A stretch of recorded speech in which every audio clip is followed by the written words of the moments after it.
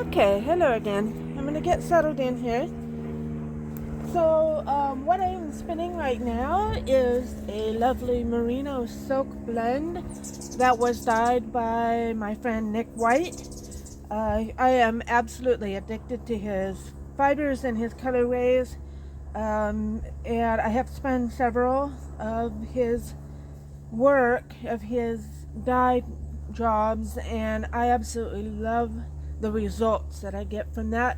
The fibers that he offers are really easy to spin, even the more challenging ones like silk. And so this is what I'm working on right now. Okay, so first thing that I'm going to do is I'm going to turn on my power source here at the battery pack, and then the power regulator. I have the speed adjusted about where I like it for what the project I'm working on right now. This is the tension. Pulling it out further, you can pull it out further and tighten it or loosen it. I have it set about where I want for this gist of yarn. This controls the uptake into the bobbin, so if you feel like you need more or less, if it's getting pulled away from you, you can give it less tension by rolling this to the left. If you need it to take up more tension, you need it to pull onto the bobbin quicker, you can roll this to the right. And right now I have it where I like it, so I'm going to go ahead and get this started. We're going to turn on the level winder system right here, and you can see the guide moving. Down here I have the foot pedal underneath the table, and I'm going to give that a press, and away it goes. I'm going to build up enough twist to keep the join strong. So I have pre-drafted this fiber so that it's really simple for me to just sit back and relax. I can do a nice long draw on this and let it work its way up. I'm going to turn the speed up just a little bit. There we go. The speed, increasing the speed, increases the quickness that the twist gets set into the fiber. The tension is perfect. I don't know how well you can see the fiber moving because it's such a dark, relatively uniform color of fiber, so it might be difficult to see how quickly it's moving up into the orifice there onto the bobbin, but I would say it's probably moving a few inches per second at any rate. Maybe an inch per second. I really enjoy working with this e-spinner. I think that I have mentioned before that I've been spinning for about 20 years. Actually, I guess it's been about 23 years now, almost 25 then. So I began with a pencil to wind onto and twisting the fibers with my fingers.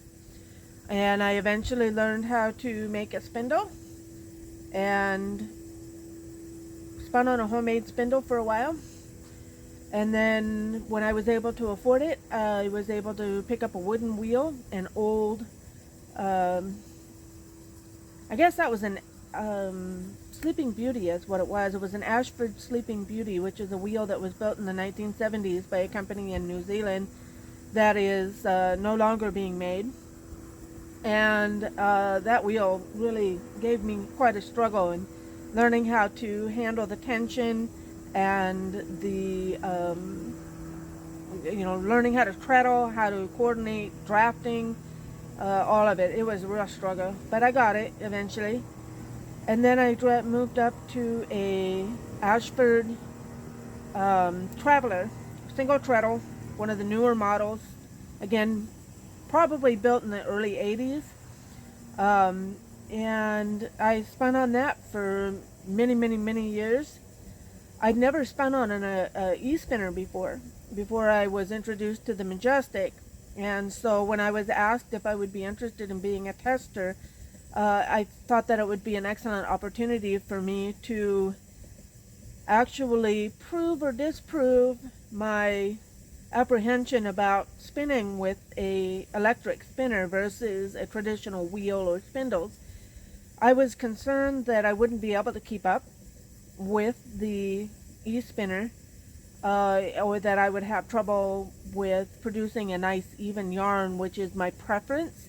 I am trying to branch out into art yarns a bit, just because that's what people are interested in, but honestly my preference is a nice smooth even yarn, relatively even at any rate.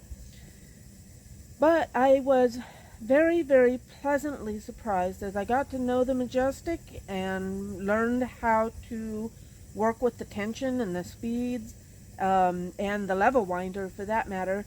The more I spin on her, the more I love her. And I have decided that this little e-spinner is going to be my primary, if not my exclusive spinner from here on out. I live in a very small space, a fifth wheel trailer, 30 some feet. And while I have a relatively reasonable, corner of space for my crafting space and my office space, space is still premium. And this little spinner just fits in there beautifully. It makes it so easy to spin all the time, every day, like I really need to be able to do. I've mentioned before too that I have a self-care goal of doing some form of fiber art every day, at least 20 minutes a day. The main reason for that is work-life balance, and I started school again last week. I'm going to college at Western Washington University for my bachelor's degree, and just having this kind of thing for me that nobody else, it's for nobody else but me, is really critical for me to have some downtime to help me relax and not be so on the go and pushing myself so hard all the time. The Majestic has been such a wonderful addition for that. I'm soothed by sitting here and spinning. It's so easy, just enough of a challenge to keep me present and be thinking about what it is I'm doing and enjoying the process as I'm doing it. But it's so easy. There's no frustrations, there's no push, there's no real challenges once I had learned how to work with the tensions and the speed and make them adjust to the fiber that I'm working with. I don't know if you can see it, but the sunlight glinting off this yarn is just gorgeous. The merino has its own sheen, but the silk adds some amazing depth to that sheen. I just love this blend. So, some of the really great things about the Majestic, we have the orifice reducer, as I mentioned earlier, the level wind system, but it also comes with a manual fryer if you would prefer to use that. I have yet to try it. I want to put that on here later on this afternoon and maybe give it a spin, literally, with some other fiber probably. And I'm trying to think of what else. Oh, the bobbins. One of the great things about this is that the bobbins have a 1 pound capacity. That is 4 times the capacity of my Traveler. I've never been able to spin large productions of skeins before. It's always been limited to 4-ounce skeins, and so even my 8-ounce batches would be split, and I never really cared for that. So this gives me the capacity to spin for larger projects without, with having to have fewer joins and changes between skeins. So that makes me really happy with my knitting projects as well. Hi, puppy. Alright, so and I'm going to go ahead and show you how easy this is to start and stop as well. So you can see when I stop it, it has a nice soft wind down. And then when I start it back up again, it gives me a second before it gets back up to speed to gather myself.